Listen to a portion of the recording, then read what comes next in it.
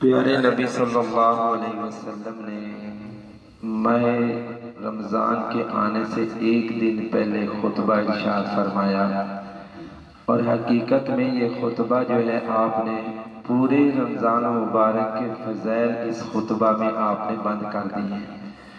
آپ کی شان مبارک میں یہ تھی جوامع الکلم، آپ کی یہ شان اور صفت ہے، آپ جامع کلمات ارشاد فرماتے تھے، یعنی مختصر بات کے اندر بہت بڑا مفہوم آپ جمع فرما دیتے تھے۔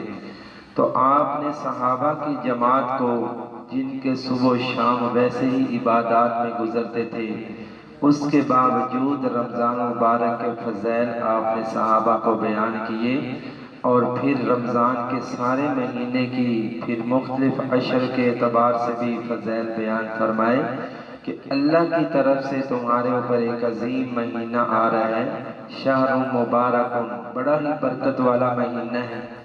اب اس مہینے کی خیر و برکات جو ہے ہر اعتبار سے ہے۔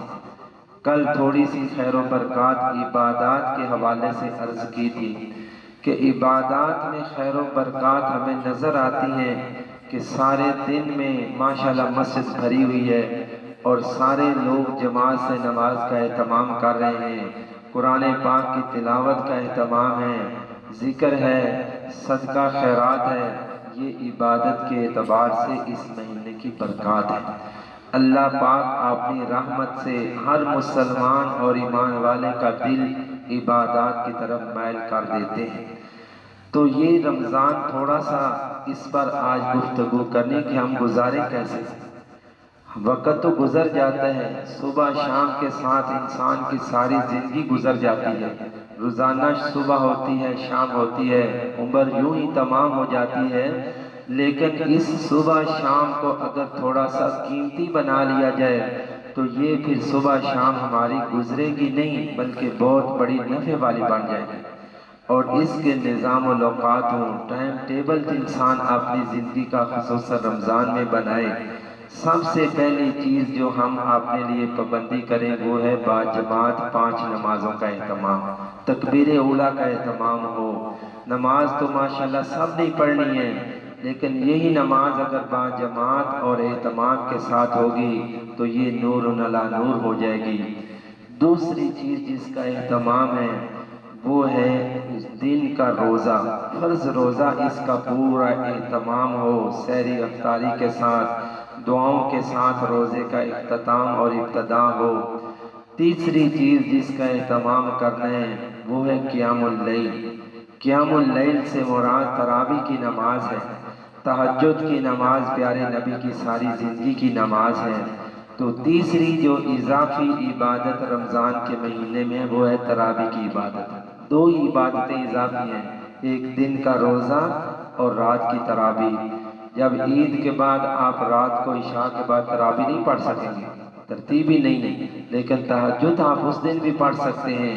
تہجد کے لیے سارا سال ہے اور تراویح صرف رمضان مبارک میں ہے۔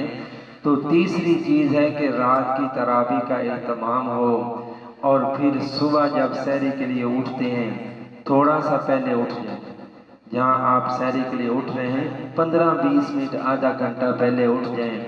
2 رکعت، 4 رکعت، 5، 6، 8 رکعت تک اللہ پاک توفیق دے تو تہجد کی نماز کا اہتمام کیا جائے۔ اسی طرح رمضان مبارک کے اندر جس چیز کا اہتمام ہے وہ ہے دعائیں، دعاؤں کا اہتمام کیا جائے۔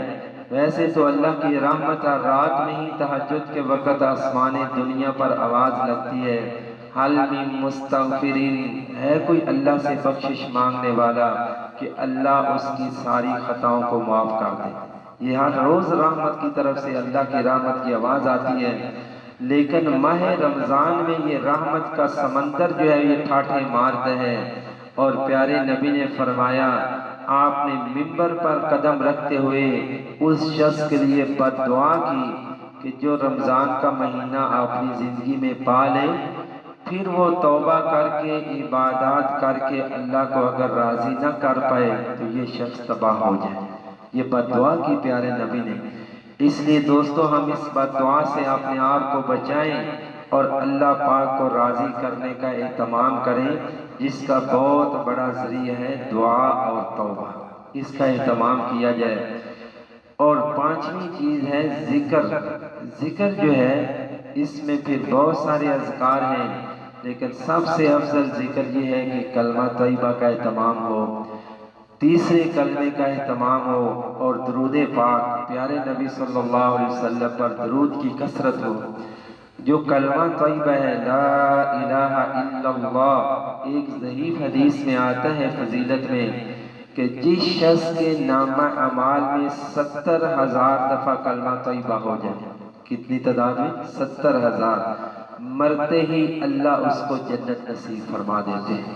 تو ہم کوشش یہ کریں کہ ہمارے نامہ اعمال کے اندر بھی یہ گنتی پوری ہو جائے، اور انسان جب نیت عزم کرے، اور اس کے لیے آپ کو کہیں بیٹھنے کی ضرورت نہیں ہے، آپ چلتے پھرتے اپنے کام کرتے رہیں، لیکن ساتھ زبان پر ذکر ہو لا الہ الا اللہ، پیارے نبی صلی اللہ علیہ وسلم پر درود کا اہتمام ہو۔ چھٹا کام جو کرنا ہے اس مہینے کے اندر، پیارے نبی صلی اللہ علیہ وسلم کی جو ترتیب تھی، صدقہ خیرات آپ کی ساری زندگی کا معمول تھا، آپ صدقہ کرتے تھے، خیرات کرتے تھے، اس کے باوجود کہ ساری زندگی آپ پر زکوٰۃ فرض نہیں ہوئی، لیکن صدقہ آپ کثرت سے فرماتے۔ ام عائشہ فرماتی ہیں کہ جب رمضان آتا اور پھر خصوصاً آخری عشرہ، تو آپ کے صدقہ خیرات کی رفتار ایسے ہو جاتی جیسے تیز ہوا کی رفتار ہوتی ہے۔ تو اس مہینے میں اس کا بھی اہتمام کیا جائے، صدقہ خیرات ہو۔ اور چھٹی ساتویں بات یہ ہے کہ اس مہینے کی خیر و برکات حاصل کرنے کے لیے اپنے دل کو آلودگیوں سے، گندگیوں سے پاک کیا جائے، جس میں سب سے بڑی آلودگی اور گندگی یہ ہے کہ انسان کے دل میں کسی کے لیے نفرت ہو، حسد ہو، بغض ہو۔ اس سے اپنے دل کو جب پاک کریں گے تو اس دل میں پھر روزے کی، قرآن کی، ذکر کی، تراویحوں کی خیر و برکات اللہ نصیب فرمائیں گے۔ پھر اس دل کی وہ کیفیت بن جائے گی جو اللہ نے قرآن میں ذکر کی ہے، وَإِذَا تُلِيَتْ عَلَيْهِمْ آيَاتُهُ زَادَتْهُمْ ایمانا، جب ان کے سامنے اللہ کی آیات کی تلاوت ہوتی ہے تو ان کے ایمان بڑھ جاتے ہیں، وَعَلَىٰ رَبِّهِمْ يَتَوَكَّلُونَ، اور ان کا اللہ کی ذات پر توکل اور بھروسہ بڑھ جاتا ہے۔ یہ ایمان والوں کی صفات ہیں۔ لیکن ہمارے دل کیونکہ کدورت میں ہیں، دل سخت ہو چکے ہیں گناہوں کی وجہ سے، اس لیے پورا قرآن ہم پڑھ لیتے ہیں، سن لیتے ہیں، دل کی وہ کیفیت نہیں بدلتی۔ تو ہم کوشش کریں کہ دل کی کیفیت کو بدلیں، اور اس کے لیے شرط یہ ہے کہ پہلے دل کو پاک کیا جائے۔ تو یہ اگر دوستو ترتیب رکھی جائے گی، رمضان اس ترتیب سے گزر تو ویسے بھی جائے گا، لیکن ایک روزہ چلا گیا، 2 تراویحیں گزر گئی، یہ وقت دن گزرتے پتہ نہیں چلے گا، لیکن تھوڑا سا ہم اپنا ٹائم ٹیبل اگر بنا کر گزاریں گے، انشاءاللہ ہمیں اس کی پوری خیر و برکات نصیب ہوں گی۔ تو اس کا سارے بھائی عزم کرتے ہیں انشاءاللہ۔ پیارے نبی صلی اللہ علیہ وسلم نے یہ جو خطبہ دیا، تو اس خطبہ میں بھی آپ نے صحابہ کو ترتیب بتائی کہ دیکھو اللہ تعالیٰ نے جعل اللہ صیامہ فریضہ، اس کا دن کا روزہ فرض کیا ہے، وَقِيَامُ لَيْلَةٍ تَطَوُّعًا، رات کا تراویح کا قیام یہ سنت مؤکدہ ہے۔ یہ پیارے نبی صلی اللہ علیہ وسلم کا 3 دن کا عمل ہے، اور 3 دن کے عمل سے پھر بخاری شریف میں تفصیل آتی ہے۔ چوتھے دن اتنا مجمع تھا کہ مسجد نبوی میں گنجائش نہیں تھی۔ پہلے دن تھوڑے صحابہ، صبح پتہ چلا کہ پیارے نبی نے رات کو تراویح کی نماز پڑھائی ہے، دوسرے دن اور زیادہ، تیسرے دن پھر پوری مسجد بھر گئی، چوتھے دن اتنا مجمع تھا کہ مسجد میں گنجائش نہیں تھی، لیکن پیارے نبی تشریف نہیں لائے۔ صحابہ انتظار کرتے رہے، صبح پوچھا یا رسول اللہ خیریت تھی؟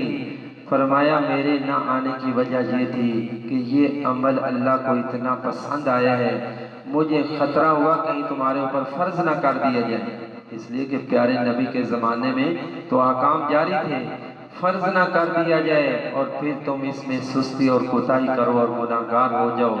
اب تم اپنے طور پر اس عمل کو جاری رکھو۔ تو 3 دن آپ نے تراویح کی نماز ادا کی، پھر امت کے اندر یہ مسلسل سلسلہ جاری ہے۔ یہ تواتر طبقہ ہے، تواتر طبقہ اس کو کہتے ہیں۔ امت کا اتنا بڑا حصہ تراویح کی نماز کو مسلسل پڑھتا آ رہا ہے کہ ان کو جھوٹا نہیں کہا جا سکتا۔ کوئی یہ نہیں کہہ سکتا کہ تراویح کا ثبوت حدیث میں تو کوئی تعداد نہیں ہے، کہ پھر کوئی جو ہے اس کی لمٹ نہیں ہے کہ کتنی آپ نے پڑھائی، لیکن یہ تواتر طبقہ جو ہے یہ بہت بڑی سند ہے۔ ایک جماعت مسلمانوں کی پیارے نبی کے زمانہ سے لے کر آج تک اس کو قائم کر رہی ہے، یہ ہمارے لیے بہت بڑی سند ہے۔ تو پیارے نبی نے یہ ترتیب دی ہے، اس لیے ساتھی تھوڑی سی مشقت محنت کر کے تراویح کی نماز کوئی معمولی نماز نہیں ہے، بہت بڑی نماز ہے، جس کے بارے میں پیارے نبی نے فرمایا اللہ کو اتنی یہ پسند آئی کہ مجھے خطرہ ہوا کہیں فرض نہ کر دی جائے، اس لیے اس کا اہتمام ہو، تھوڑی سی محنت کریں گے انشاءاللہ نفس عادی ہو جائے گا۔ اور اگر اس کو ڈھیل دی جائے تو جیسے یہ 8 پر چھڑا دیتا ہے، آہستہ آہستہ یہ فرض کے بعد ہی کہے گا اب گھر چلو، کافی دن پڑھ لی ہے، تو اس کا ساتھ اہتمام کریں، انشاءاللہ سارے عزم کریں گے تو اللہ توفیق دیں گے۔